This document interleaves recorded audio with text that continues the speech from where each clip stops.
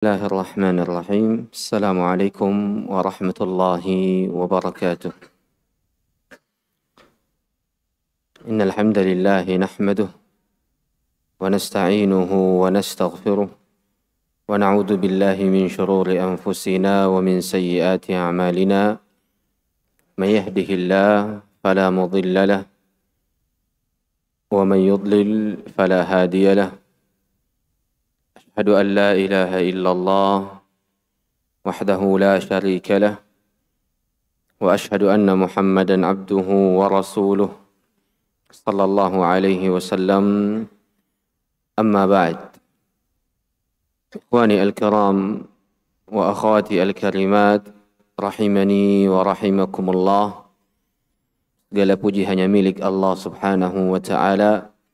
Ialah Allah subhanahu wa ta'ala yang kembali mengizinkan kita untuk melanjutkan apa-apa yang telah kita kaji dari kitab Da'aim Minhajin Nubuwah karya guru kita Syekh Muhammad ibn Sa'id Raslan hafizahullahu wa ra'ah, di mana kita masih berada pada bab Ba'dul Athar ad-dallati ala ahammiyati tamassuk biminhajin nubuwah.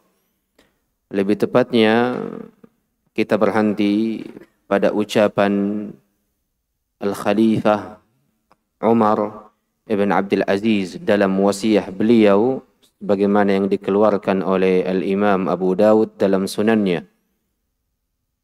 Tepatnya di halaman 48 untuk kita lanjut pada ucapan Al-Imam Al-Ajurri rahimahullahu rahmatan wasi'ah di dalam kitabnya yang sangat fenomenal, yaitu Asy-Syari'ah.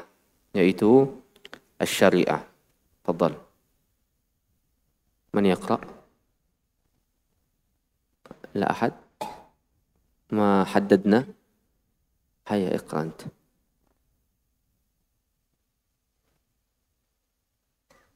Bismillahirrahmanirrahim. Alhamdulillahilladzi lahul hamdu kulluh. Wassalatu wassalamu ala rasulina wa ala alihi wa sahbihi wa ba'd. Thumma qala al-muallif hafizahullahu ta'ala wa qala al-Ajurri rahimahullah fi syari'ah wa alamatu man arada Allahu bihi khairan سلوك هذا الطريق كتاب الله وسنن رسول الله صلى الله عليه وسلم وسنن أصحابه رضوان الله عليهم ومن اتبعهم بإحسان وما كان عليه أئمة المسلمين في كل بلد إلى آخر ما كان من العلماء مثل الأوزاعي والسفيان الثوري ومالك بن أنس والشافعي وأحمد بن حنبل والقاسم ابن سلام ومن كان على مثل طريقتهم ومجانبة كل مذهب يذمه هؤلاء العلماء. Hasbuk.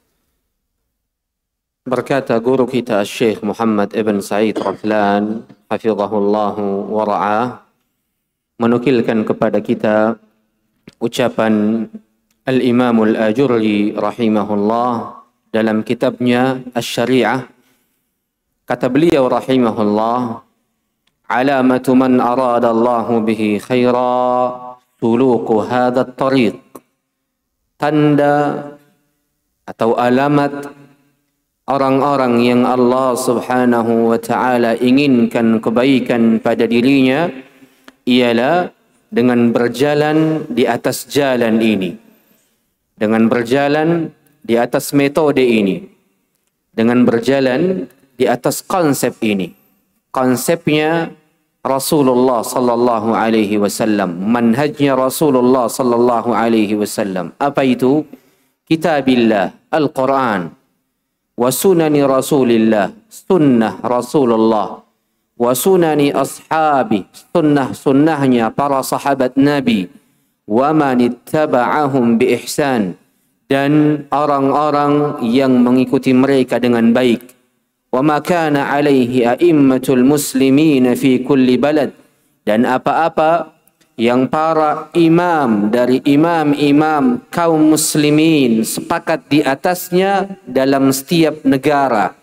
Ila akhiri ma kana minal ulama, sampai pada apa-apa yang disepakati oleh para ulama seperti Al-Imam Al-Auza'i rahimahullah.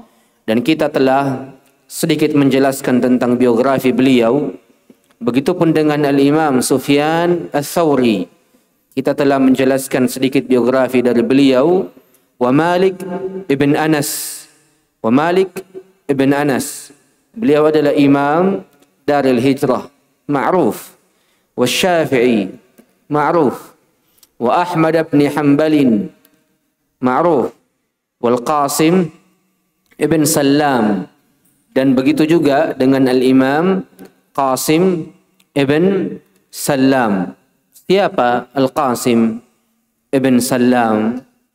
Beliau ialah Abu Ubaid Al-Qasim ibn Sallam rahimahullah rahmatan wasi'ah.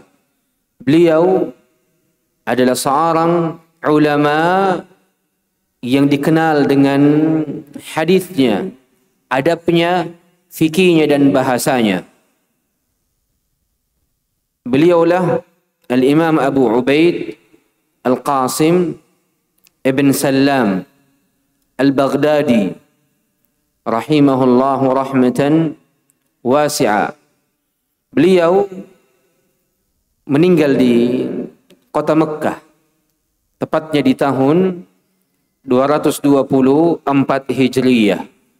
224 Hijriyah. Beliau termasuk seorang yang dikenal dengan keimamahannya dalam ilmu agama, di mana beliau itu belajar kepada beberapa para ulama seperti Al-Imam Ali ibn Hamzah Al-Kisai. Ali ibn Hamzah Al-Kisai. Beliau memiliki banyak murid, tapi di antara murid yang paling dikenal dari beliau ialah Al-Imam Ibrahim Al-Harbi. Al-Imam Ibrahim Al-Harbi. Al-Imam Al-Zahabi rahimahullah menghitung beliau sebagai bahagian dari para ulama yang masuk dalam kategori penghafal Al-Quran yang ilmu qiraat dan tajwidnya itu sangat diakui. Sangat diakui. Bagaimana tidak? Sedang beliau mengambil ilmu qiraat dari imamnya qiraat, Ali ibn Hamzah Al-Kisai rahimahullah rahmatan wasi'ah. Kemudian beliau juga dikenal dengan bahasanya. Bagaimana tidak, sedang beliau mengambil ilmu bahasa dari seorang imam, dari imam-imam bahasa di zamannya, yaitu seseorang yang bernama Abu Zaid Al-Ansari. Abu Zaid Al-Ansari rahimahullah. Beliau juga dikenal dengan ilmu hadisnya. Bagaimana tidak, sedang beliau mengambil ilmu hadis dari imamnya Ahlul Hadis, ialah Sufyan ibn Uyainah rahimahullah rahmatan wasi'ah. Beliau juga belajar dengan Abdullah ibn al-Mubarak wa Yahya al-Qattan dan selainnya. Maka beliau adalah para ulama yang jarang ada pada diri-diri lainnya. Yani seorang ulama yang menguasai setiap cabang dari cabang-cabang ilmu. Ilmu bahasa ia kuasai, belajar dari seorang imam bahasa di zamannya, Abu Zaid Al-Ansari. Kemudian ilmu hadisnya tidak kalah kuatnya. Beliau belajar dari Sufyan ibn Uyainah, Abdullah ibn Mubarak dan Yahya al-Qattan rahimahumullah. Beliau juga ahli qiraat, mengambil ilmu qiraat dari imamnya qiraat, Ali ibn Hamzah Al-Kisai rahimahullah rahmatan wasi'ah. Beliau juga memiliki buku aqidah. Beliau juga memiliki buku aqidah yang kebanyakan dari para ulama kita di zaman ini mengkaji buku-buku beliau. Maka beliau termasuk dalam imam yang diakui keilmuannya dari sisi ilmu syariat. Kemudian kata al-Imam al-Ajurri, "Wa man kana ala mithli tariqatihim." Begitupun dengan kesepakatan orang-orang yang berjalan di atas konsep yang sama dengan mereka. Konsepnya para nabi, para sahabat nabi, kemudian para tabi'in, kemudian para tabi'in, kemudian para ulama yang datang setelahnya. Kemudian apa? Wa mujanabati kulli madhhabin yadhummuhu haula'il ulama. Dan bukan hanya berjalan di atas jalan ini saja. Tanda dari tanda-tanda Allah menginginkan kebaikan bagi seseorang selain berjalan di atas manhaj Nabi ialah mesti menjauhi setiap madhab, setiap metode, setiap konsep, setiap cara-cara yang para ulama yang telah kita sebutkan tadi itu mencelanya. Dari metode kaum Mu'tazilah, Murji'ah, Asy'ariyah, kemudian Maturidiyah, Qadariyah, Khawarij dan selainnya. Nah. ثم قال حفظه الله وقال أبو عثمان الصابوني رحمه الله في عقيدة السلف ويقتدون بالنبي صلى الله عليه وسلم وأصحابه الذين هم كالنجوم بأيهم اقتدوا اهتدوا. حسبك. Al-Imam Abu Uthman As-Sabuni rahimahullah dalam kitabnya Aqidatus Salaf mengatakan di antara tanda-tanda pentingnya berpegang teguh pada konsep Nabi ialah ucapan beliau, yaqtaduna bin nabi wa ashabihi alladhina hum kan nujum. Mereka, yakni orang-orang saleh terdahulu dari orang-orang yang Allah ridai, itu senantiasa mengikuti baginda Nabi alaihi salatu wassalam dan para sahabatnya. Alladzina hum kan nujum, yang dimana mereka itu layaknya bintang-bintang. Bi ayyihi muqtadau ihtadau, dengan siapapun kalian ikuti atau pada siapapun yang kalian ikuti, ihtadau, maka kalian akan mendapatkan petunjuk. Hadhil ibarah, ibarat ini, bi ayyihi muqtadau ihtadau, dengan siapapun dari mereka yang kalian ikuti, maka mereka akan mendapatkan petunjuk. Ibarat ini banyak yang menyandarkannya kepada baginda Nabi alaihi salatu wassalam.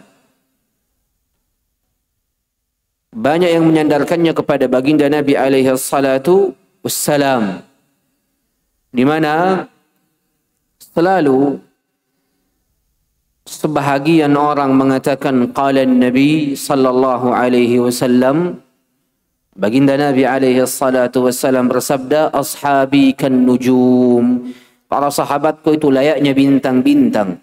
Bi ayyihi muqtadaitum ihtadaitum, dengan siapapun kalian ikuti, siapapun yang kalian ikuti dari para sahabatku, ihtadaitum, maka kalian akan mendapatkan hidayah. Hadis ini ya ikhwah, hadithun la yasih. Hadis ashabi kan nujum bi ayyihi muqtadaitum ihtadaitum, hadis ini adalah hadis yang tidak benar. Bahkan para ulama menghukuminya dengan hadis yang sangat lemah, yang sangat lemah. Bahkan sebahagian para ulama menghukuminya sebagai hadis palsu. Seperti siapa? Seperti Asy-Syaikh Al-Imam Al-Albani rahimahullah. Kata beliau, hadithun mawdu', hadith palsu.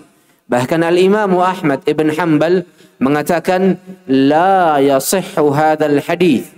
Hadith ini itu tidak benar.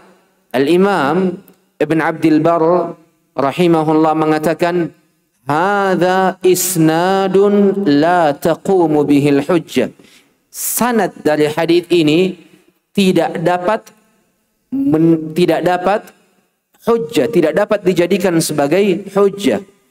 Dan Al-Imam Ibn Hazm mengatakan hadhihi riwayatun saqitah. Al-Imam Ibn Hazm mengatakan hadhihi riwayatun saqitah. Riwayat ini kata Al-Imam Ibn Hazm saqitah, tidak ternilai, itu gugur, seakan-akan tidak ada. Al-Imam Al-Albani mengatakan maudhu', hadis palsu. Maka ucapan ini sebenarnya memiliki bahagian daripada kebenaran, bahagian daripada kebaikan. Yang keliru ketika seseorang menyandarkannya kepada Nabi alaihi salatu wassalam. Yang keliru ketika seseorang menyandarkannya kepada baginda Nabi alaihi salatu wassalam. Kenapa? Karena dalam hadis ini ada seseorang bernama Salam ibn Sulaim, atau biasa dikenal sebagai Ibn Sulaiman. Orang ini matruk, ditinggalkan. Bahkan orang ini muttaham bil kadhib, dituduh kedustaan pada dirinya. Bahkan Al-Imam Ibn Ma'in mengatakan laisa hadithuhu bi syai', hadis-hadisnya itu tidak ada apa-apanya, tidak ternilai. Maka hadis ini tidak layak disandarkan kepada baginda Nabi alaihi salatu wassalam. Ini dari sisi sanadnya. Dari sisi matannya juga menyelisihi apa-apa yang diperintahkan oleh Nabi. Yani mustahil baginda Nabi alaihi salatu wassalam memerintahkan umatnya untuk mengikuti setiap ucapan dari para sahabat, setiap dari individu-individu mereka. Yani baginda Nabi alaihi salatu wassalam selalu menjelaskan tentang bagaimana seorang muslim harus taklid dan fanatik terhadap kebenaran yang bersumber dari dalil Al-Quran dan Sunnah.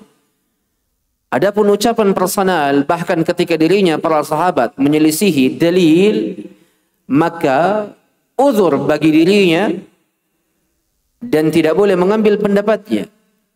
Dan mustahil Nabi mengatakan ashabi kan nujum, para sahabatku layaknya bintang-bintang. Bi ayyihi muqtadaitum ihtadaitum, siapa saja yang kalian ikuti maka pasti kalian akan mendapatkan hidayah. Apakah ketika salah seorang sahabat Nabi yang bernama Samurah ibn Jundub memiliki pendapat bolehnya menjual khamar, itu boleh untuk kita ambil? Maka tidak. Harus sesuatu yang bersumber dengan dalil, yang mesti untuk kita benar-benar pahami. Maka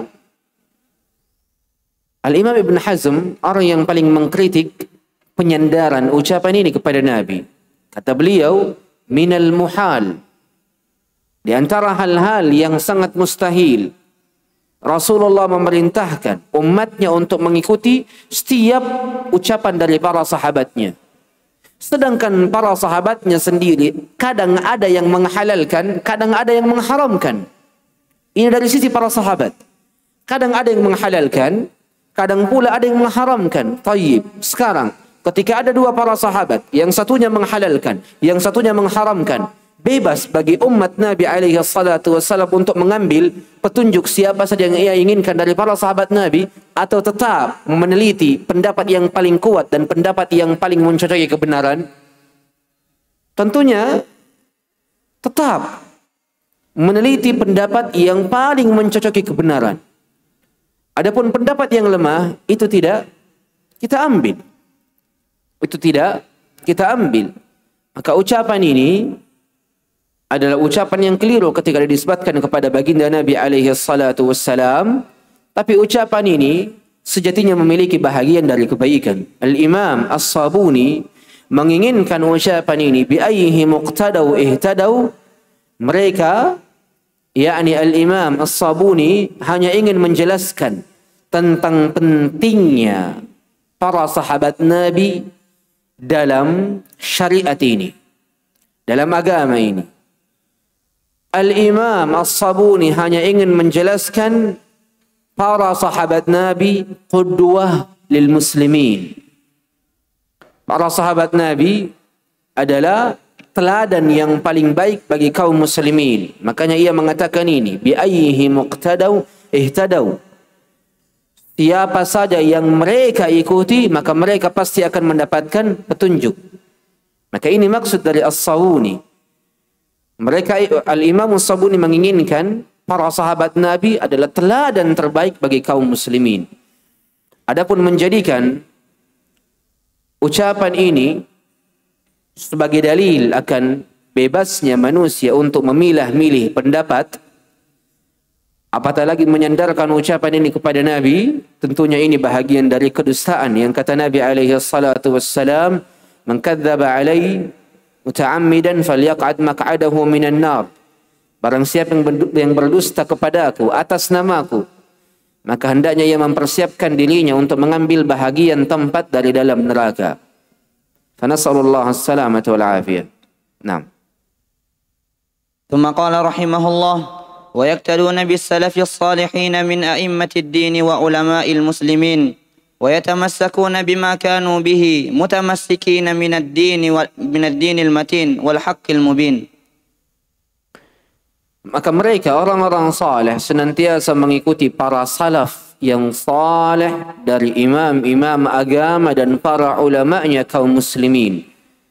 Yatamassakun bima kanu bi. Mereka berpegang teguh dengan apa-apa yang mereka juga berpegang teguh terhadapnya.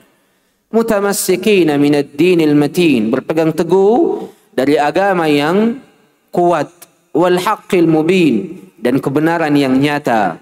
Nah. ثم قال حفظه الله تعالى: وقال اللالكائي في شرح أصول الاعتقاد أهل السنة والجماعة: إن أوجب ما على المرء معرفة اعتقاد الدين وما كلف الله به عباده من فهم توحيده وصفاته وتصديق رسله بالدلائل واليقين والتوصل إلى تركها والاستدلال عليها بالحجج والبراهين. وكان من أعظم مقول وأوضح حجة ومعقول كتاب الله الحق المبين، ثم قول رسول الله صلى الله عليه وسلم وصحابته الأخبار المتقين، ثم ما أجمع عليه السلف الصالحون، ثم التمسك بمجموعها والمقام عليها إلى يوم الدين، ثم الاجتناب عن البدع والاستماع إليها مما أحدثها المضلون. Hasbuk. Maka kata Al-Imam Al-Lalakai dalam kitabnya yang sangat agung, Syarh Usul I'tiqad Ahli Sunnati wal Jamaah, seorang penuntut ilmu yang tidak memiliki kitab ini, bahkan ketika maktabahnya penuh dengan buku-buku, tapi ketika buku ini tidak ia miliki, maka seakan-akan ia tidak memiliki perpustakaan sama sekali. Kitab ini adalah kitab yang paling layak dibeli oleh para penuntut ilmu, Syarh I'tiqad Ahli Sunnati wal Jamaah. Dan saya menasihati bagi siapa yang ingin membeli kitab ini untuk mengambil cetakan yang ditahqiq oleh Syekh Abu Malik Ar-Riyashi. Syekh Abu Malik Ar-Riyashi, salah seorang murid dari Syekh Muqbil rahimahullahu rahmatan wasi'ah. Dan jangan membeli kitab ini dengan tahqiqannya Adil Ali Hamdan. Mungkin terlihat seperti cetakan yang keren, cetakan yang indah, kertasnya bagus, covernya kuat, cetakan yang sultan istilahnya.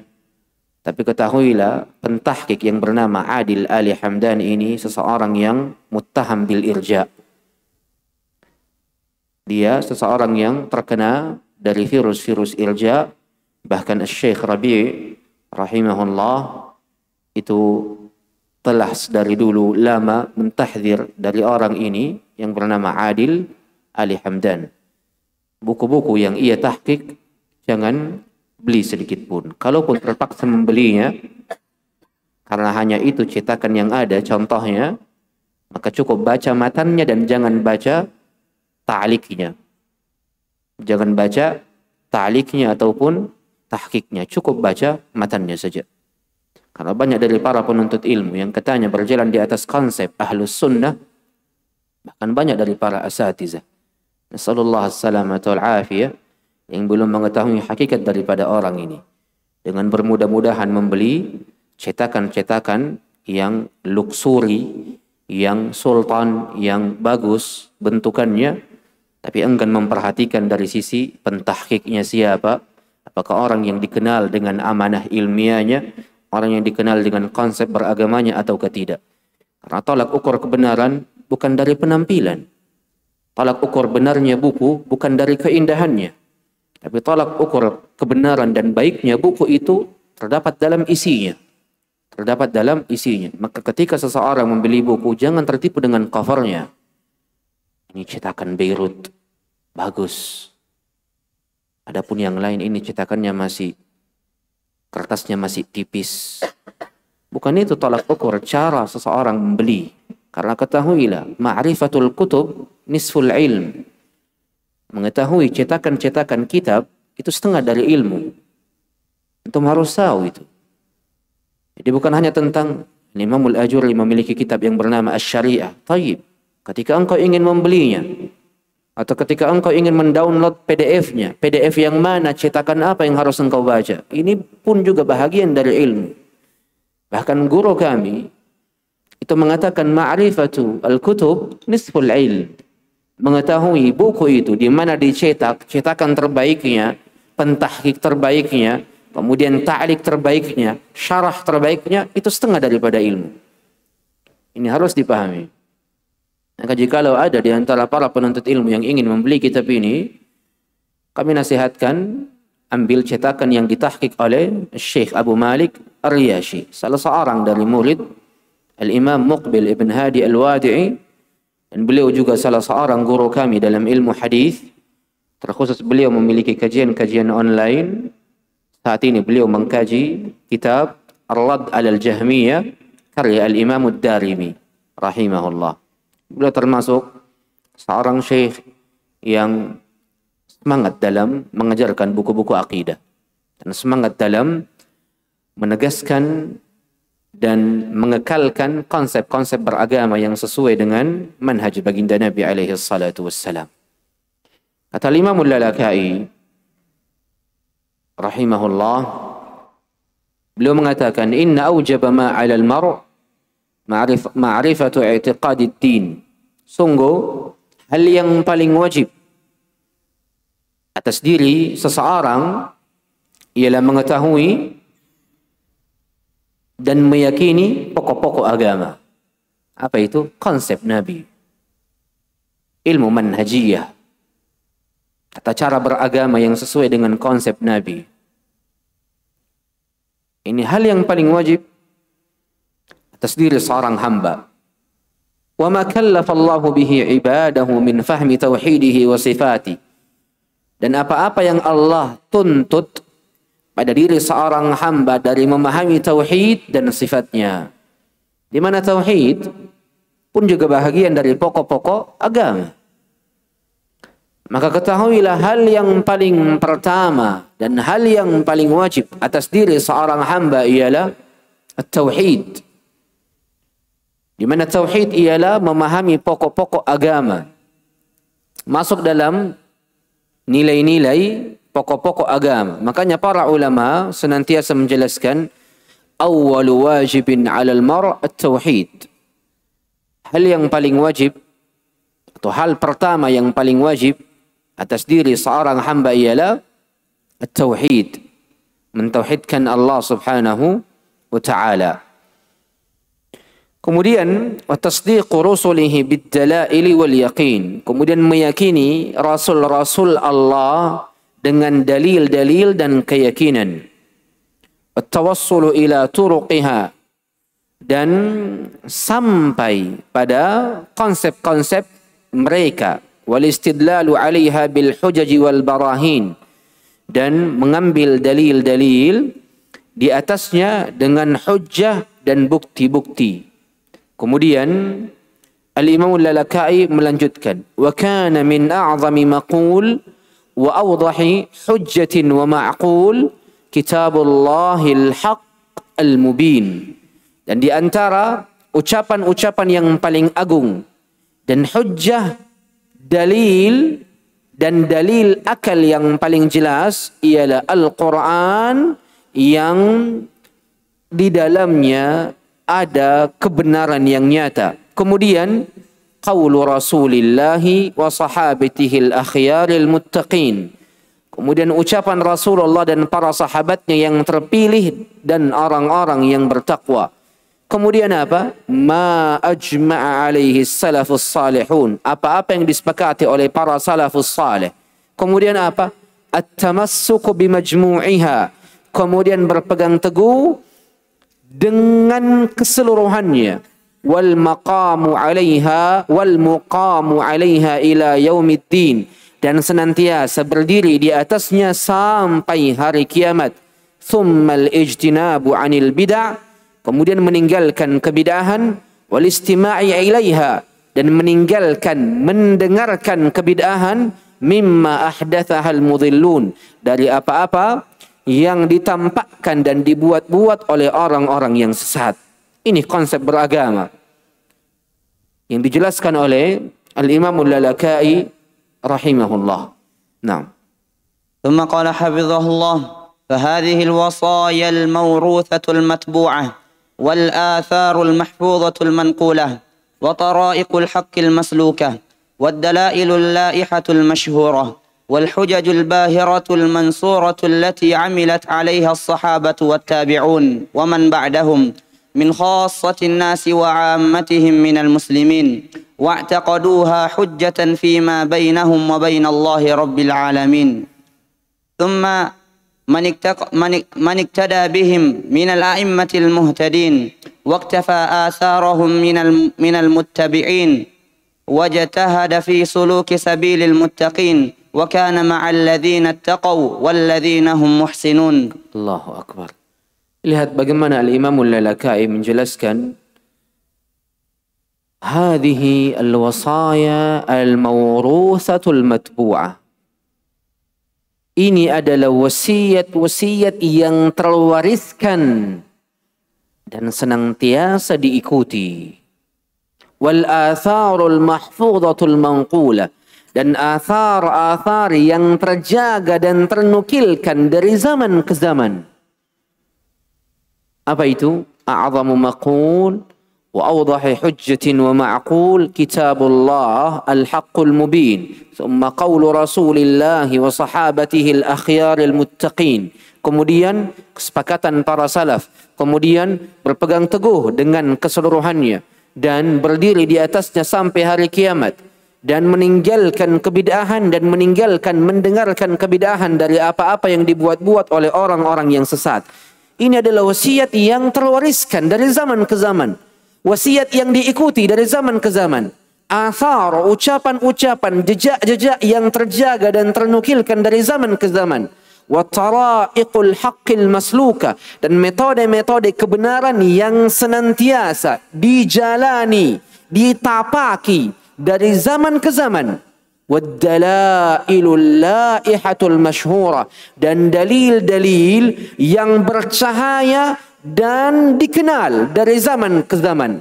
Wal hujajul bahiratul mansura, dan hujjah-hujjah yang indah, yang tertolong dari zaman ke zaman. Allati amilat 'alaiha as-sahabatu wat-tabi'un, yang diamalkan oleh para sahabat dan para tabi'in, wa man ba'dahum, dan orang-orang setelahnya, min khassatin nas, baik orang-orang yang khusus, wa ammatihim, ataupun secara umum, minal muslimin, dari kalangan kaum muslimin. Wa i'taqaduha, mereka meyakini hal ini, hujjatan, sebagai hujjah, fima bainahum, di antara mereka, wa bainallahi rabbil alamin, dan di antara dirinya dengan Allah selaku zat Tuhan semesta alam. Kemudian mereka mengikuti para imam-imam yang diberikan petunjuk dan berpegang teguh pada ucapan-ucapan mereka dari orang-orang yang mengikuti mereka. Wajtahada fi suluki sabilil muttaqin, bersungguh-sungguh di atas menapaki jalan orang-orang bertakwa. Wa kana ma'al ladzina taqaw, dan bersamaan dengan itu diri-diri mereka pun juga bertakwa bersama dengan diri-diri orang-orang bertakwa. Walladzina hum muhsinun, dan orang-orang yang melakukan kebaikan. Maka ya ikhwan, al-manhaj huwa al-warathah. Konsep itu, manhaj itu adalah warisan. Warisan yang terjaga, yang ternukil, yang terwariskan dari zaman ke zaman, yang dikenal dari zaman ke zaman, yang ditolong dari zaman ke zaman. Maka orang-orang yang berpegang teguh terhadap konsep beragama Nabi adalah orang-orang yang mewarisi warisan Nabi. Orang-orang yang menjaga warisan Nabi. Orang-orang yang dikenal bahagian dari orang-orang yang menjaga warisan Nabi. Dan menjadi bahagian dari orang-orang yang Allah subhanahu wa ta'ala tolong. Makanya kebenaran tidak akan pernah padam. Seberapa semangat orang-orang yang ingin memadamkan kebenaran, maka kebenaran akan tetap tertolong. Kebenaran akan tetap ada. Kebenaran akan tetap nampak. Justru kebatilanlah yang akan menghilang. Yang akan menghilang.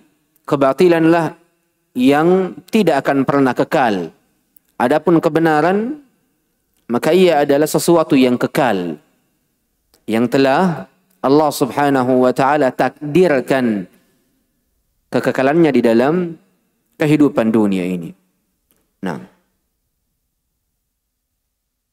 ثم قال حفظه الله قال رحمه الله لم نجد في كتاب الله تعالى وسنة رسوله وآثار صحابته إلا الحث على الاتباع وذم التكلف والاختراع فمن اقتصر على هذه الآثار كان من المتبعين وكان أولاهم بهذا الاسم وأحكهم بهذا الوصم وأخصهم بهذا الرسم أصحاب الحديث لاختصاصهم برسول الله صلى الله عليه وسلم واتباعهم لقوله وطول ملازمتهم له وبحملهم علمه وحفظهم أنفاسه وأفعاله فأخذوا الإسلام عنه مباشرة وشرائعه مشاهدة وأحكامه معاينة من غير واسطة بينهم وبينه فجاءوها عيانا وحفظوا عنه شفاها وتلقوه من فيه رطبا وتلقونه من لسان عذبا واعتقدوا جميع ذلك حقا وأخلصوا بذلك من قلوبهم يقينا.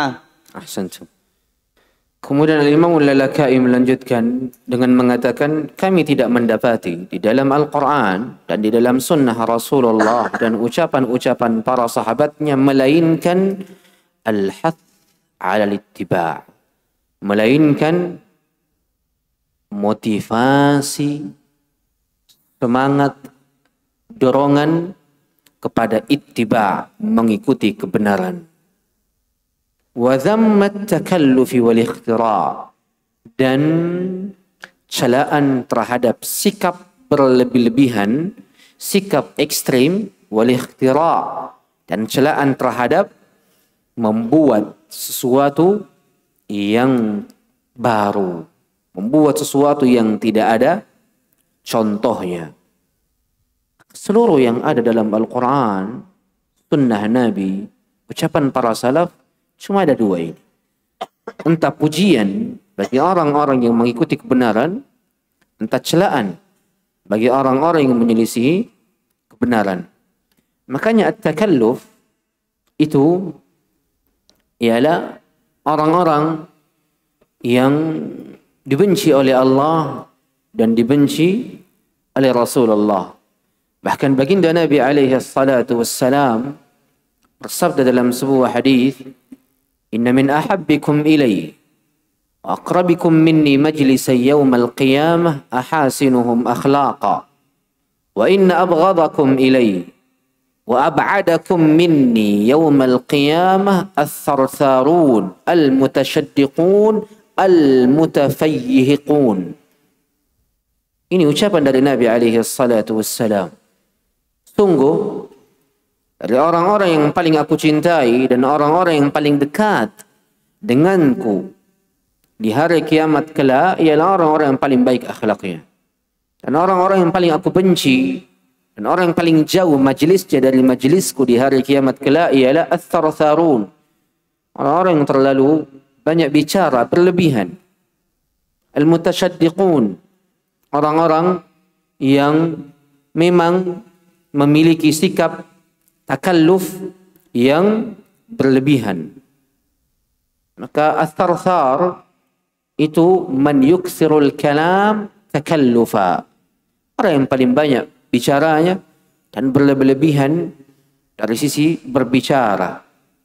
Al-mutashaddiqun ialah al-mutatawil 'ala an-nas bi kalami. Orang yang paling banyak mencela manusia. Kemudian orang yang paling banyak memuji ucapannya sendiri. Ini al-mutashaddiq namanya. Begitupun dengan al-mutafayhiq, al-mutafayhiqun. Asluhu min al-fahq. Wal-fahqu huwa al-imtila'. Al-mutafayhiqun ialah orang-orang yang mengisi mulutnya dengan ucapan hanya untuk memperlihatkan kepada manusia bahwasanya dirinya lah yang paling terbaik. Ini juga masuk dalam kategori berlebihan. Ketiga, orang ini yang baginda Nabi alaihi salatu wassalam benci, seluruhnya masuk dalam sikap takalluf. Berlebihan dalam beragama, berbicara, beramal dan selainnya. Makanya Ahlus Sunnah itu orang yang paling santai dalam beragama. Tidak berlebihan. Tidak pula bermudah-mudahan. Senantiasa berada pada sikap pertengahan. Kalau ada perintahnya dijalani. Ada larangannya ditinggalkan. Tidak ada larangannya dilakukan. Tidak ada perintahnya tidak dilakukan. Ini Ahlus Sunnah. Adapun orang-orang yang jauh daripada konsep Ahlus Sunnah, yang tidak diperintahkan dilakukan, yang ada larangannya kadang dilewati.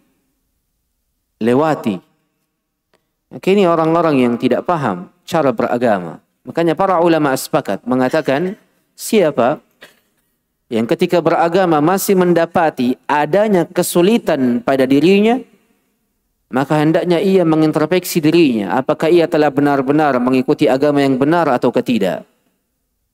Karena jikalau ia telah benar-benar mengikuti agama yang benar sesuai dengan apa yang Allah inginkan dan apa yang Rasulullah ajarkan, maka ia tidak akan pernah mendapati adanya kesulitan. Ini konsep beragama yang harus dipahami. Nah. تفضل.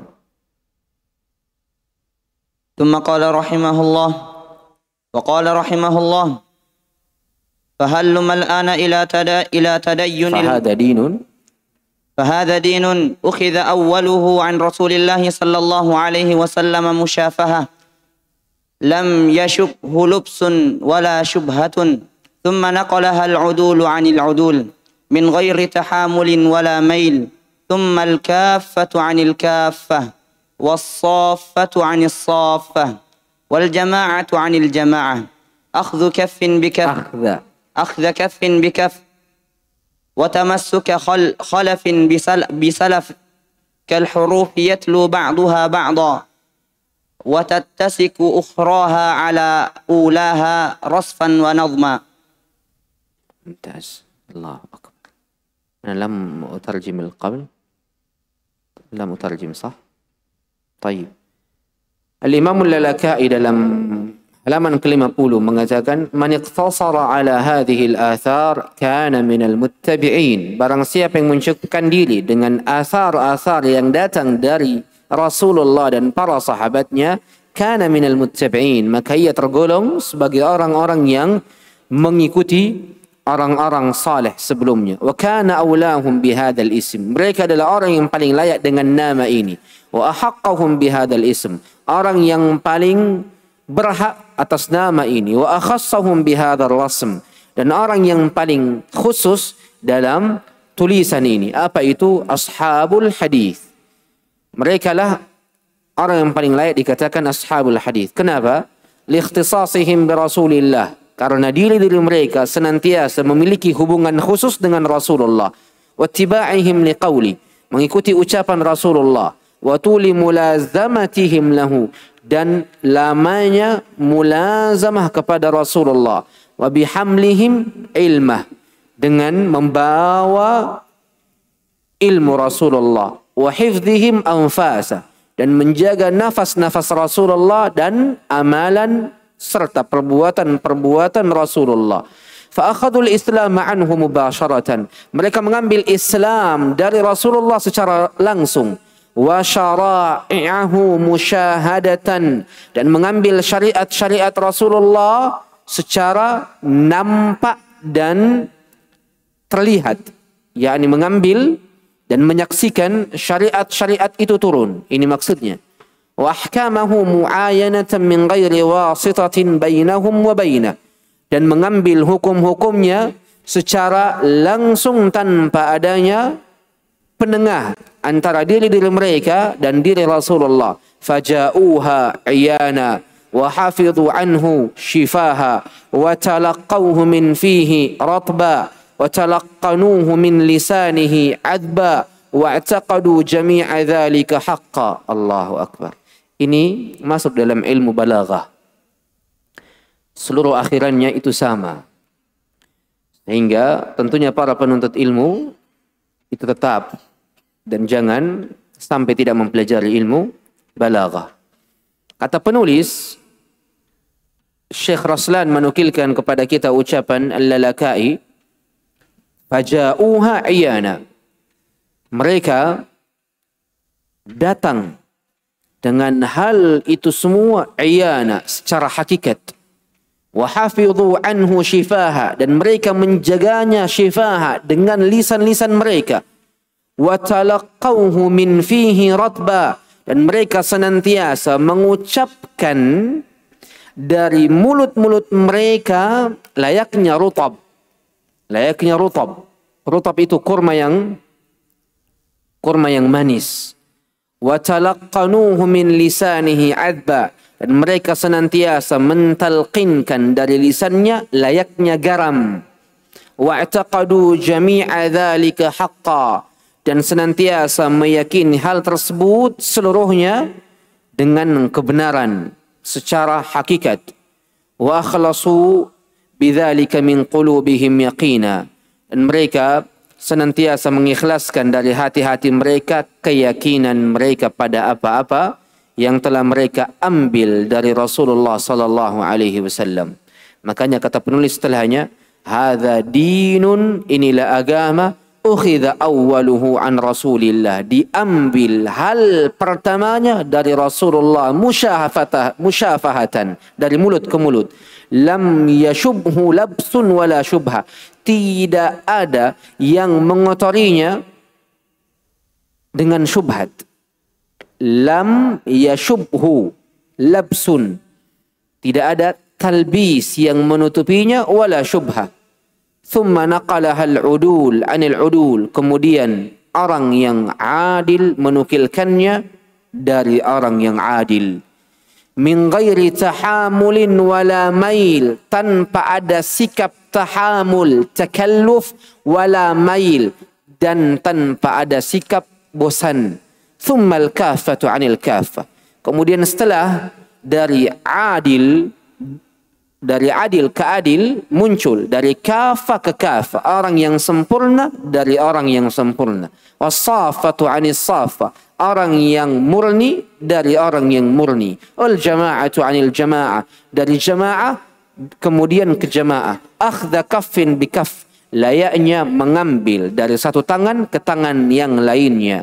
Wa tamassuka khalafin bi salaf, dan senantiasa berpegang teguh dari orang-orang yang datang belakangan berpegang teguh dengan orang-orang sebelumnya. Kal huruf, seperti layaknya huruf-huruf, yatlu ba'duha ba'dha, diucapkan antara satu kemudian yang lainnya, wa tattasiqu ukhraha ala ulaha, tersambung antara yang terakhir dengan yang awalnya, rasfan, baik secara tulisan ataupun secara nazam, ucapan. Ini ucapan dari Al-Imam Al-Lalaka'i rahimahullah, layak untuk ditulis dengan tinta emas.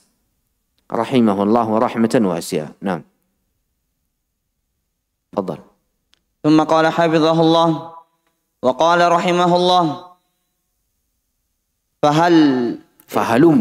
فهلم الآن إلى ما معنى هلم؟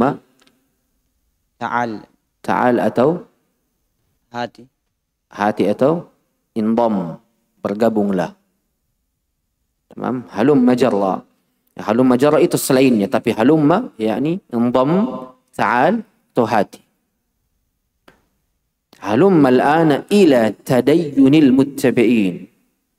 Orang yang sama yang mengucapkan ini, Al-Imam Al-Lalaka'i, katakan bersegeralah bergabung, datang sekarang, jangan tunda, sekarang, al-ana ila tadayyunil muttabi'in, kepada konsep beragamanya orang-orang yang mengikuti Rasulullah, wasiratil mutamassikin, dan sirahnya, kisah-kisahnya orang-orang yang berpegang teguh, wasabil al-mutaqaddimin. Sirah di sini boleh diartikan kisah, dan sirah di sini boleh diartikan tariq, jalan, konsep. Tadayyunil muttabi'in, konsep beragama orang-orang yang mengikuti Rasulullah, wasirah, dan jalannya orang-orang mutamassikin, berpegang teguh, wasabilil mutaqaddimin, jalannya orang-orang terdahulu, bi kitabillah wa sunnati, dengan Al-Quran dan sunnah Rasulullah, wal munadin bi syara'ihi wa hikmatihi alladhina qalu amanna bima anzalta wattaba'na ar-rasul faktubna ma'as syahidin.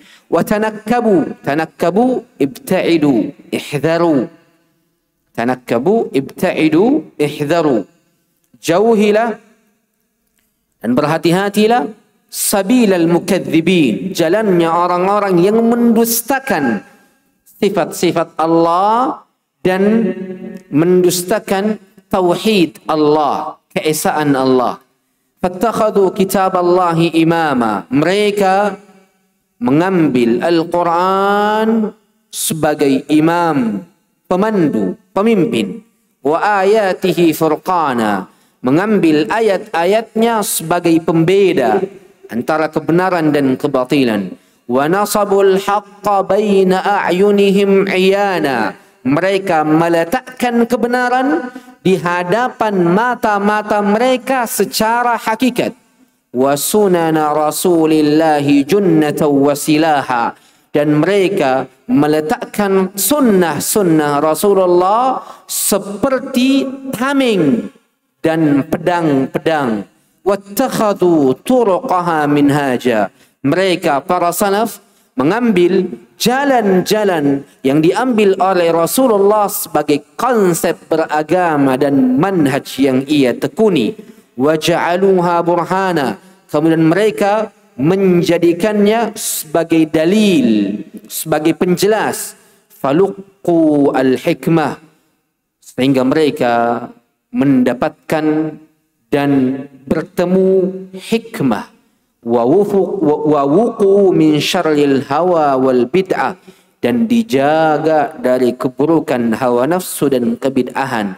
Limtithalihim amrallah fittiba'ir rasul, disebabkan karena diri-diri mereka mengikuti, berpegang teguh terhadap perintah Allah dalam mengikuti Rasulullah. Wa tarkihimul jidala bil batil, meninggalkan perdebatan yang batil. Liyudhidu bihil haq, mereka meninggalkan perdebatan yang batil untuk meninggikan, untuk menampakkan kebenaran yang ada.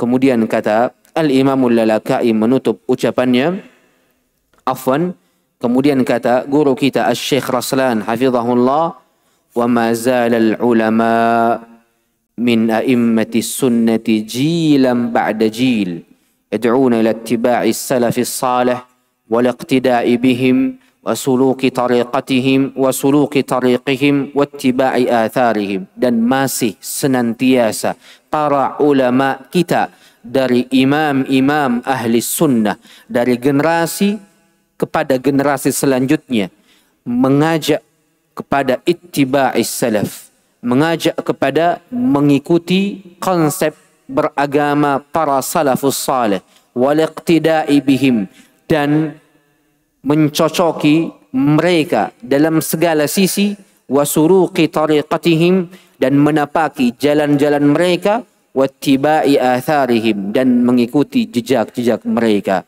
Maka ini akhir dari penjelasan guru kita Syekh Muhammad Ibn Said Raslan tentang penjelasan pentingnya dan seberapa pentingnya berpegang teguh terhadap manhaj Nabi alaihi salatu wassalam, ialah manhaj yang sama yang dimiliki oleh para sahabatnya ridwanullahi tabaraka wa ta'ala alaihim ajma'in. Kemudian kita berpindah kepada manhajut talaqqi inda salafi fil aqidah. Konsep bertalaqi di sisi para salaf dalam bab aqidah.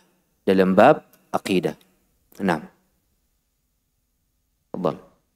ثم قال حفظه الله تعالى منهج التلقي عند السلف في العقيدة مبنى العقيدة على التسليم والاتباع تسليم لله تعالى والاتباع لرسوله صلى الله عليه وسلم. Mabna, apa artinya mabna?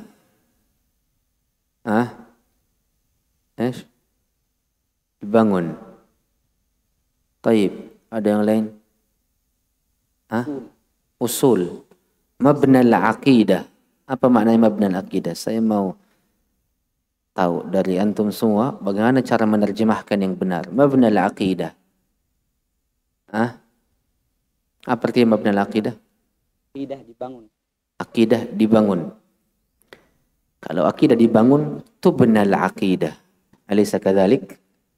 Ini mabna.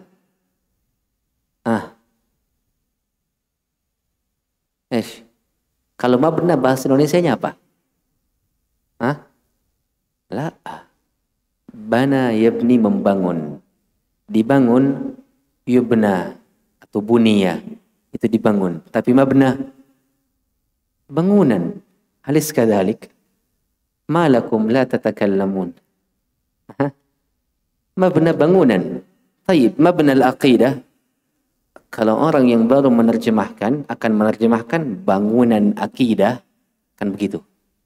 Alat taslimi wal ittiba, di atas penerimaan dan mengikuti ittiba. Tapi kalau orang yang sudah paham bagaimana menerjemahkan, maka mabna yang kata Indonesianya bangunan akan dialih fungsikan kepada kata konsep dasar. Konsep dasar. Sama tidak bangunan dan konsep dasar? Sama. Pondasi. Mabna boleh dikatakan pondasi.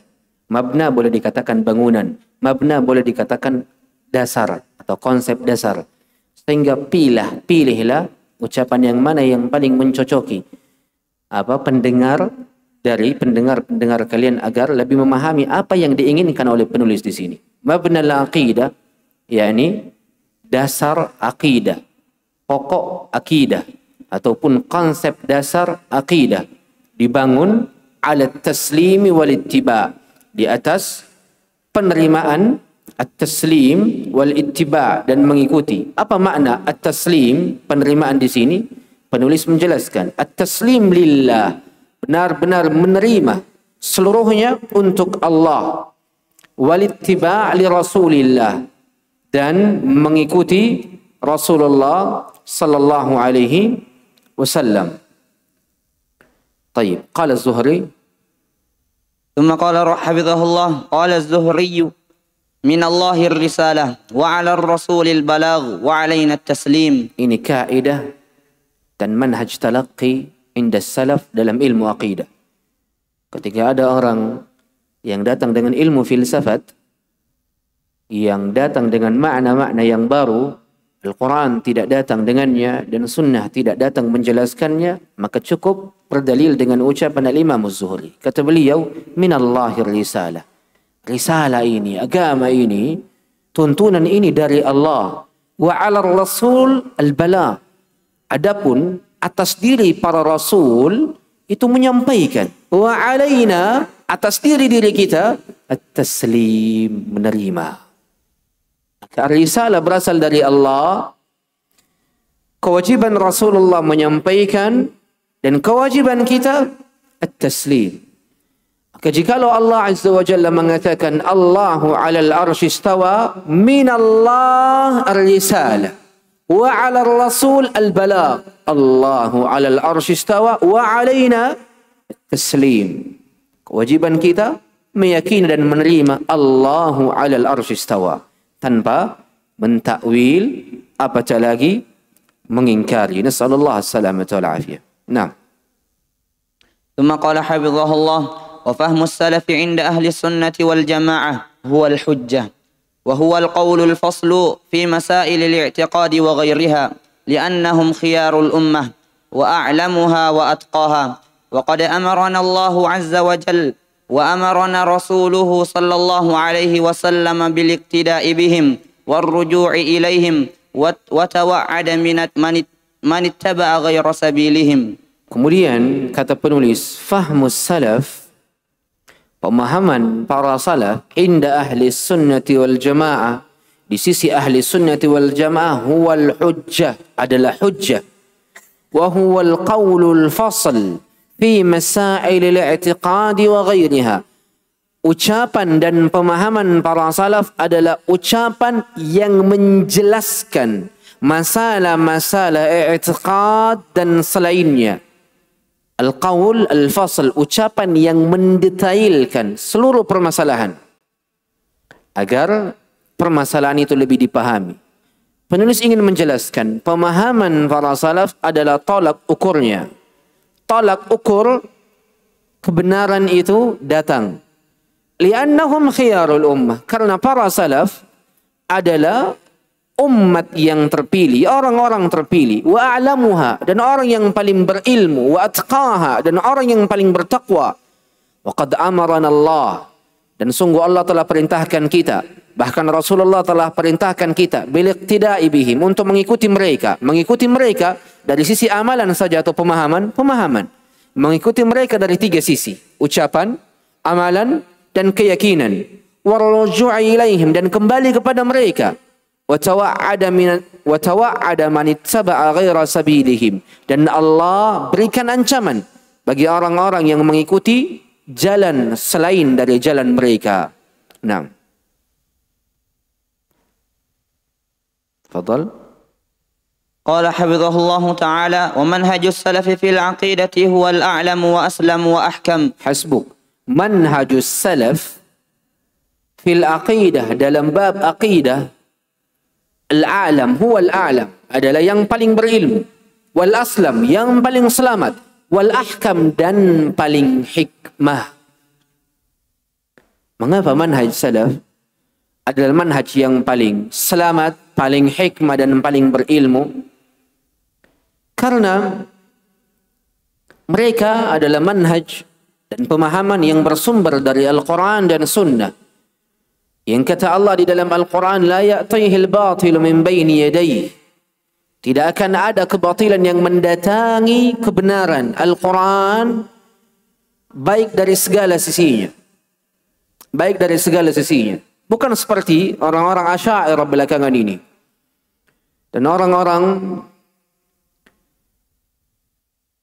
muawwilin, orang-orang pentakwil sifat-sifat Allah, mengatakan tariqatus salaf aslam, metodenya para salaf lebih selamat, tapi tariqatul khalaf a'lam wa ahkam, metodenya orang-orang belakangan lebih berilmu dan lebih hikmah.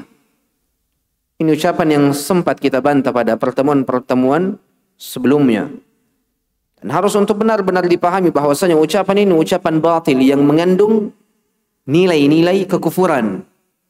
Karena secara tidak langsung ia mengatakan orang-orang belakangan itu lebih cerdas daripada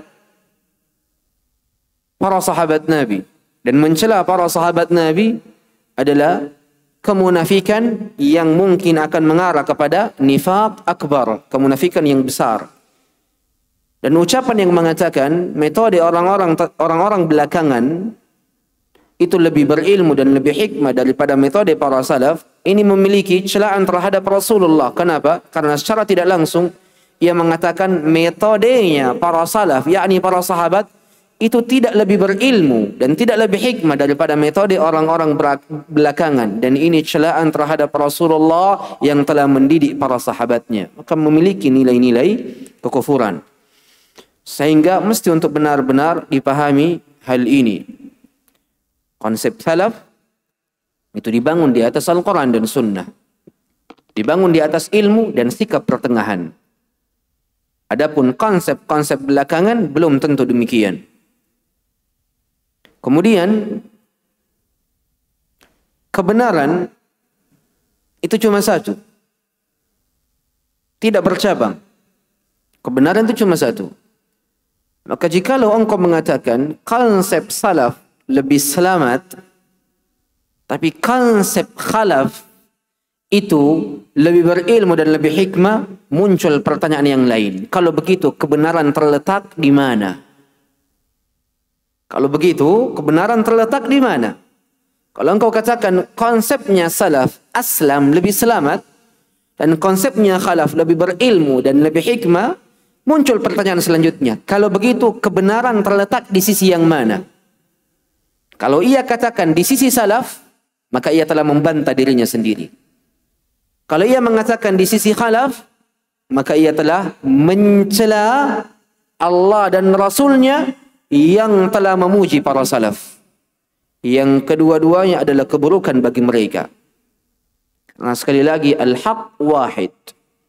Kebenaran itu cuma satu. Entah ada pada diri para salaf, atau entah ada pada diri para khalaf. Dan tentunya yang kedua ini adalah kebatilan. Yang kedua ini adalah kebatilan.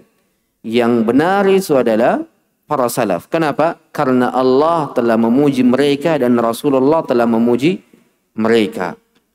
Ini mesti untuk benar-benar dipahami dengan detail. Kemudian di antara bentuk benarnya konsep salaf itu lebih berilmu dan lebih hikmah, lihatlah ucapan mereka itu sangat sedikit. Kalamus salaf qalil, lakinnahu kathirul barakah. Ucapan salaf sedikit, tapi berkahnya banyak. Menunjukkan tingginya ilmu-ilmu mereka, tingginya sikap hikmah mereka. Tidak banyak omong, berucap pada perkara-perkara yang bermanfaat dan memberikan manfaat. Adapun khalaf, kalamuhu kathir wa barakatuhu qalil. Ucapan mereka sangat banyak, sangat banyak, dan berkahnya sedikit. Maka dengan demikian, ikhwani al-kiram, مذهب السلف ومنهج السلف هو الأسلم والأعلم والأحكم. نعم، تفضل. قال حفظه الله تعالى: وذلك لأنه مبني على الكتاب والسنة، ويتضح ذلك بالنظر في آثارهم المبثوثة في مصنفاتهم وفي كتب السنة ودواوينها. والعقيدة توقيفية لا يجوز تلقيها من غير الوحي، لأنها غيب لا تحيط بها مدارك البشر ولا عقولهم ولا علومهم. حسبك. العقيدة توقيفية, bersandar pada dalil dan terhenti pada dalil. La yajuzu talaqqiha min ghairil wahyi, tidak boleh mengambilnya dan bertalaqi tentangnya tanpa adanya wahyu. Liannaha ghaib, karena aqidah adalah permasalahan gaib. La tuhitu biha madarikul bashar, di mana manusia tidak akan pernah sampai pada perkara-perkara yang gaib. Indra manusia tidak akan pernah memahaminya. Wala uquluhum, bahkan akal-akal mereka. Wala ulumuhum, bahkan ilmu-ilmu mereka. Makanya kata para ulama, la yajuzu taqlid fi babil i'tiqad. Taklid dalam bab akidah tidak diperkenankan. Taklid dalam bab akidah tidak diperbolehkan. Tidak diperbolehkan. Karena taklid dalam bab ilmu akidah adalah bentuk ikut-ikutan dalam meyakini sesuatu yang mungkin bisa saja keyakinannya hanyalah keyakinan yang sifatnya ikut-ikutan, bukan karena meyakininya secara mutlak dan secara total. Makanya tidak diperbolehkan adanya taklid dalam bab akidah. Bahkan sebahagian para ulama menilai keharamannya, menilai keharaman sikap taklid dalam bab akidah. Nah. ثم قال حفظه الله تعالى: وكل من حاول تكرير العقيدة واستمدادها من غير مصادرها الشرعية فقد افترى على الله كذبا وقال على الله بغير علم، لأن العقيدة غيبية في تفاصيلها فلا تدركها العقول استقلالا ولا تحيط بها الأهوام ولا تحيط بها الأوهام ولا تدرك بالحواس والعلوم الإنسانية ولا غيرها. Maka setiap orang-orang yang berusaha menetapkan akidah dan meletakkan akidah tanpa dari sumber-sumber syar'i, tanpa Al-Quran dan Sunnah, faqad iftara 'ala Allahi kadhiba, sungguh ia telah berdusta atas nama Allah dengan kebohongan. Wa qala 'ala Allahi bighairi ilm, berbicara atas nama Allah tanpa ilmu. Dan kita ketahui berbicara atas nama Allah tanpa ilmu adalah dosa daripada dosa-dosa yang paling besar setelah kesyirikan. Lianna al-aqidata ghaibiyah, karena akidah adalah hal yang gaib. Fi tafasiliha, dalam detail-detailnya. Fala tudrikuha al-uqulu istiqlala, maka akal-akal tidak akan pernah memahaminya secara terpisah. Wala tuhitu biha al-awham, dan indra-indra ataupun prasangka-prasangka pun juga tidak akan pernah mencapainya. Wala tudraku bil hawas, tidak akan pernah didapatkan dengan indra, al-hawas, perasaan, wal ulumil insaniyah, dan ilmu-ilmu manusia, wala ghairiha. Seluruhnya bersumber dari dalil Al-Quran dan Sunnah. Makanya kata penulis, wa i'tiqadu ahli sunnah wa ma jaa bihi Rasulullah wa ma kana alaihi ashabuhu radhiyallahu anhum. Maka keyakinan ahli sunnah adalah apa-apa yang Rasulullah datang dengannya dan apa-apa yang para sahabat Rasulullah berada di atasnya. Inilah manhaj at-talaqqi di sisi para salaf dalam bab aqidah. Dalam bab aqidah. Apa-apa yang datang setelahnya insyaallah tabaraka wa taala nuwasil, kita lanjutkan di liqa'il qadim. Taban al-usbu'an al-qadiman ijazah, 2 pekan setelahnya. Setelah ini kita istirahat dulu. Nanti kita lanjut di tanggal 11 kalau tidak salah. Tanggal 10 itu hari Ahad. Tanggal 11 November baru kita lanjut. 2 pekan kita libur dulu, kita istirahat dulu untuk kalian mutqinkan apa-apa yang kita pelajari. Karena orang yang hanya belajar tanpa mengikat dengan tulisan dan tanpa mengikat dengan hafalan, itu tidak ada gunanya. Tidak bermanfaat sama sekali. Sama dengan Al-Quran. Antum hafal Al-Quran dan antum lupa, tidak bermanfaat. Dapat pahalanya dapat. Tapi untuk manfaat ke depannya, tidak ada. Sama dengan ilmu. Ilmu kalau tidak dimurajaah, maka tidak ada manfaatnya. Gunakan waktu antum sebaik mungkin. Kotak-kotakkan waktu antum. Jangan terlalu banyak tidur. An-naum hadha fil qabr. Tidur ini nanti di kuburan. Antum akan tidur lama nanti di sana. Di dunia jangan terlalu banyak tidur. 5 jam maksimal. Kalau bisa 5 jam maksimalnya. Untuk antum gunakan waktu selainnya dan kotak-kotakkan. Jam ini harus murajaah kitab ini. Jam ini harus murajaah kitab ini. Sehingga seluruhnya tercapai dalam waktu yang singkat. Dalam waktu yang singkat. Begitulah para salaf menuntut ilmu. Selalu memurajaah pelajarannya di waktu-waktu kosongnya. Dan mereka itu jadwalkan. Hari Senin contoh. Malam jam 9 itu murajaah bahasa Arab. 10 tidur. Orang-orang sudah tidur, antum bangun. Jangan dulu tidur. Jam 10 sampai jam 10.30 murajaah kitab aqidah.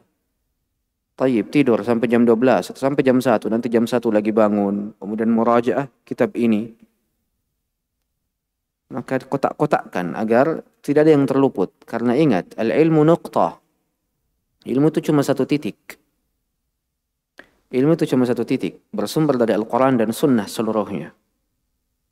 Maka pasti ilmu apapun yang engkau pelajari pasti akan berkaitan dengan Al-Quran dan Sunnah dan pasti akan berkaitan antara satu sama lain. Maka dimurajaah dengan baik. Kalau hari ini antum tidak murajaah, wallahi demi Allah antum akan menyesal di kemudian hari. Kenapa dulu saya tidak murajaah?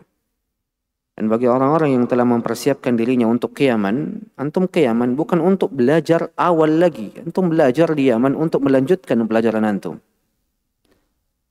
Banyak orang sudah belajar di sini ajrumiyah, mutammimah, sudah belajar usul thalatha, qaidul arba', usul sitta, kasyf syubhat, kitab tauhid, sudah belajar di sini. Sampai di sana belajar lagi yang itu. Padahal ada majelis-majelis yang lebih tinggi. Pelajari buku-buku yang lebih tinggi, Tadmuriyah, kemudian Hamawiyah, kemudian Tahawiyah. Jangan usul salah lagi, kan begitu. Walaupun memang penting untuk terus mengulang-ulangnya sebagai tambahan faedah. Tapi kalau ada majelis yang lain, maka ambil majelis yang lain sebagai tambahan dari pegangan ilmu. Kalau antum stagnan di situ saja, kapan belajar Ar-Rad 'alal Jahmiyah lid-Darimi? Kapan belajar Ar-Rad 'alal Jahmiyah lil Imam Ahmad ibn Hanbal? Kapan belajar Qawaidil Fiqhiyah? Kapan belajar ilmu-ilmu yang lain? Kalau stagnan di situ saja, makanya buku yang telah dipelajari itu benar-benar dimurajaah. Benar-benar dimurajaah, maksimalkan waktu sedetail mungkin. Atur waktu sedetail mungkin. Kalau ketika antum sudah berhasil menata waktumu dengan baik, itu akan berdampak nanti pada usia besarmu nanti, usia dewasamu nanti. Antum bisa mengatur waktumu. Oh, waktu ini untuk ini, waktu ini untuk ini. Dan harus terjadwal, karena seorang muslim adalah orang-orang yang terstruktur, rapi. Itu orang muslim namanya, yang cerdas. Adapun orang muslim yang awam, iya, kesempatan ini untuk bekerja, dia bekerja. Kalau ternyata di sela-sela pekerjaannya ada pekerjaan yang lain, baru dia lanjutkan. Ini tidak terstruktur namanya. Penuntut ilmu itu adalah orang yang paling terstruktur dari sisi waktunya. Tidak membuang-buang waktunya pada hal-hal yang tidak bermanfaat. Ini harus dipahami. Karena ilmu itu panjang jenjangnya. Panjang jenjangnya. Kalau jenjang awal saja sudah tidak dimutqinkan, bagaimana sampai pada jenjang terakhir? Bagaimana sampai pada jenjang yang akan datang? Maka dimutqinkan apa-apa yang dipahami, terkhusus dalam ilmu manhajiyah. Ini konsep beragama wajib untuk dimutqinkan. Wajib untuk dimutqinkan. Dan maksud dimutqinkan di sini hafal ucapan para salaf. Hafal ucapan para salaf. Agar engkau memiliki pendalilan yang besar. Karena berbeda antara orang yang khutbah kemudian cuma mendatangkan 2 dalil dengan orang-orang yang berkhutbah seluruhnya qala Allah, qala Rasul, qala sahabatu hum ulul irfani. Beda. Ketika dari satu ucapan ke ucapan yang lain seluruhnya dalil. Coba antum perhatikan khutbah Jumat guru kami Syekh Raslan. Kif kan? Kaifa kanat? Bagaimana khutbah beliau? Dari ucapan firman Allah turun, sabda Rasulullah turun, ucapan para salaf tentang masalah itu. Baru setelah itu beliau tambah sedikit, sangat sedikit ucapan beliau dalam khutbah beliau. Ini yang harus dipahami. Penuntut ilmu itu dikatakan sebagai penuntut ilmu kalau bekalnya banyak. Bekal penuntut ilmu Al-Quran, Sunnah, kalamus salaf. Kalam as-salaf. Maka mutqinkan apa-apa yang perlu dimutqinkan. Semoga Allah Subhanahu wa taala istiqamahkan antum semuanya, membuat antum seluruhnya bermanfaat untuk manusia, bermanfaat untuk diri antum, bermanfaat untuk keluarga antum, bermanfaat untuk orang lain.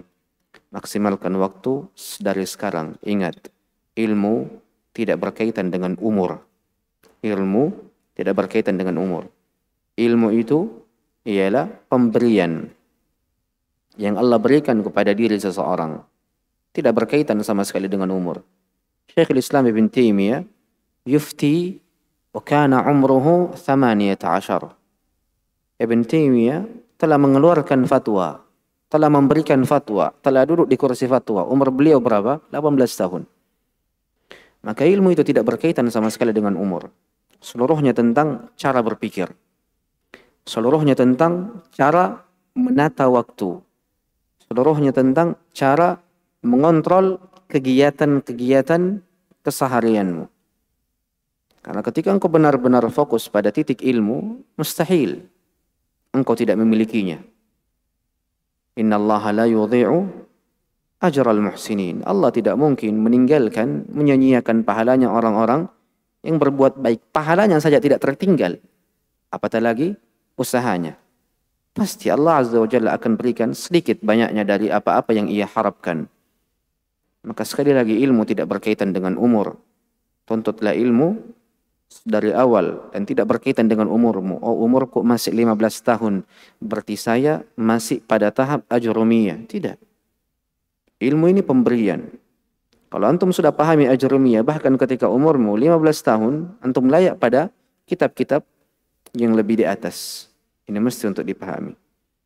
Karena banyak yang bertanya kepada saya ketika saya safari dakwah ke Takalar, kemudian Parepare kemarin, bilang, Ustaz, bagaimana cara untuk menuntut ilmu?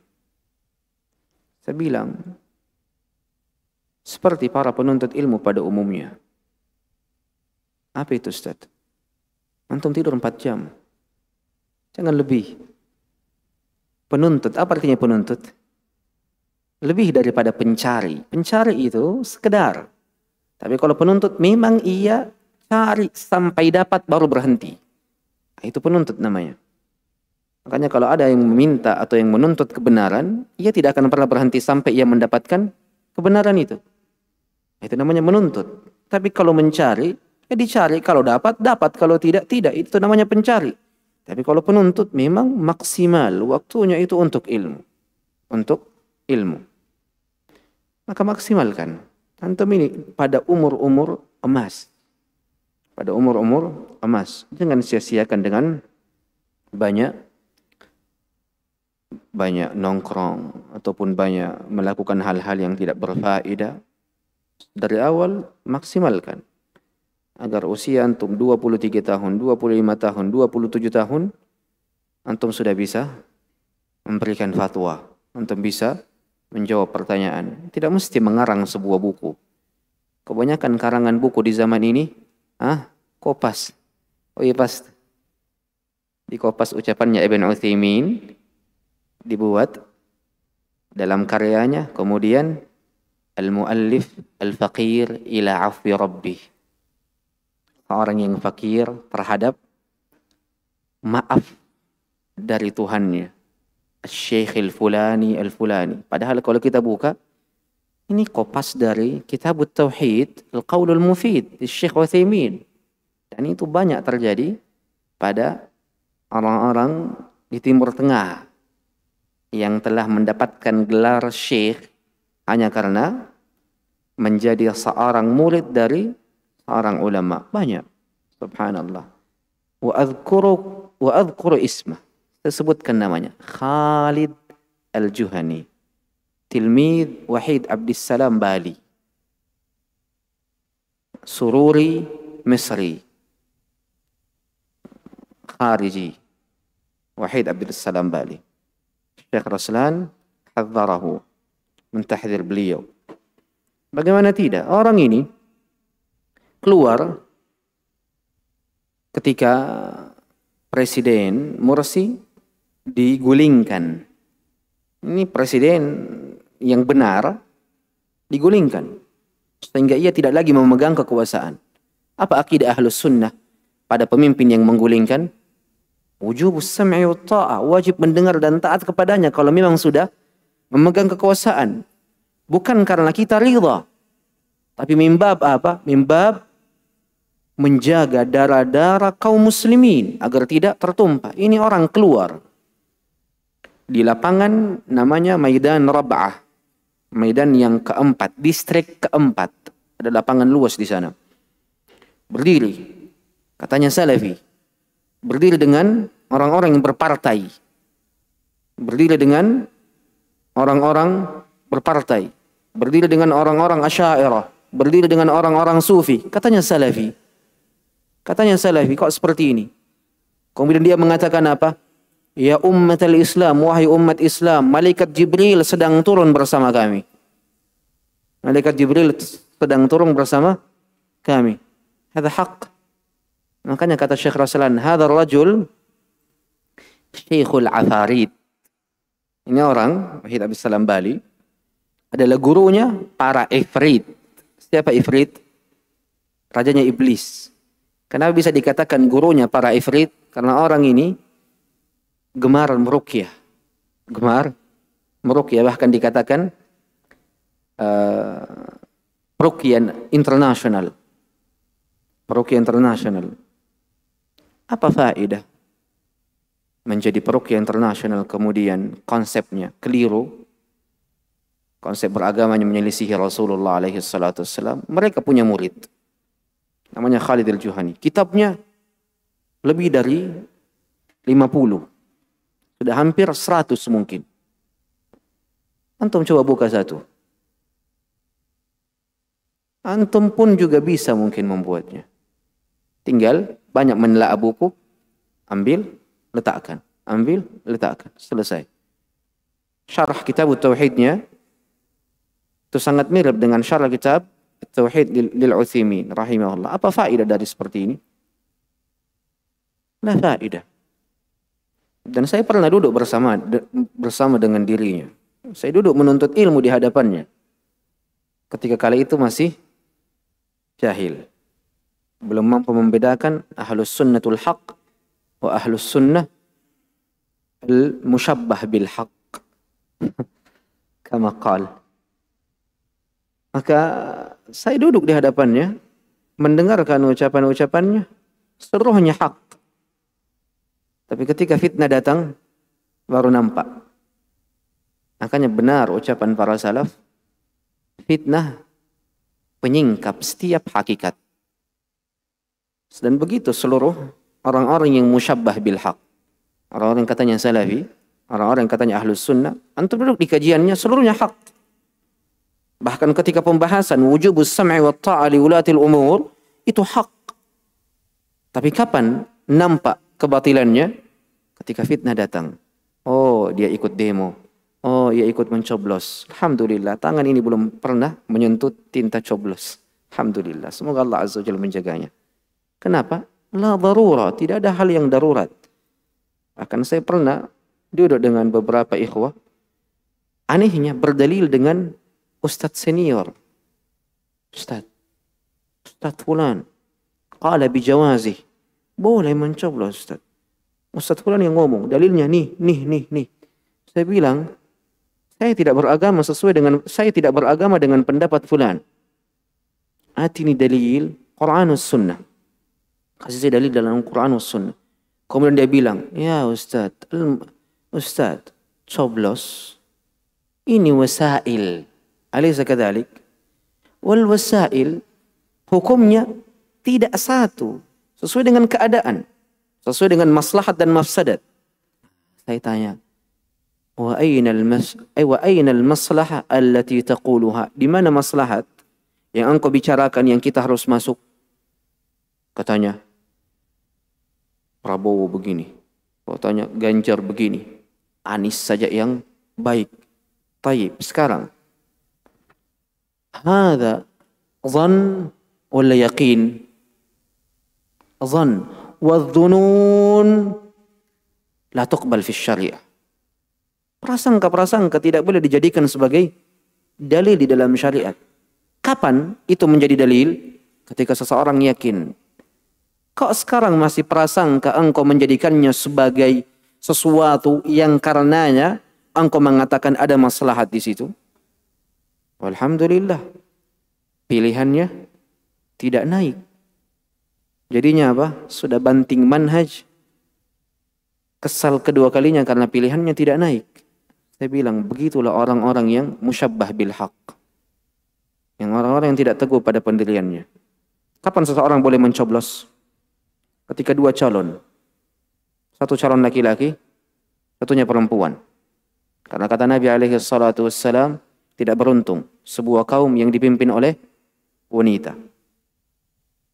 Kapan keadaan yang lain membolehkan mencoblos? Ketika yang satu Islam, yang satunya kafir. Sehingga ada darurat atau tidak?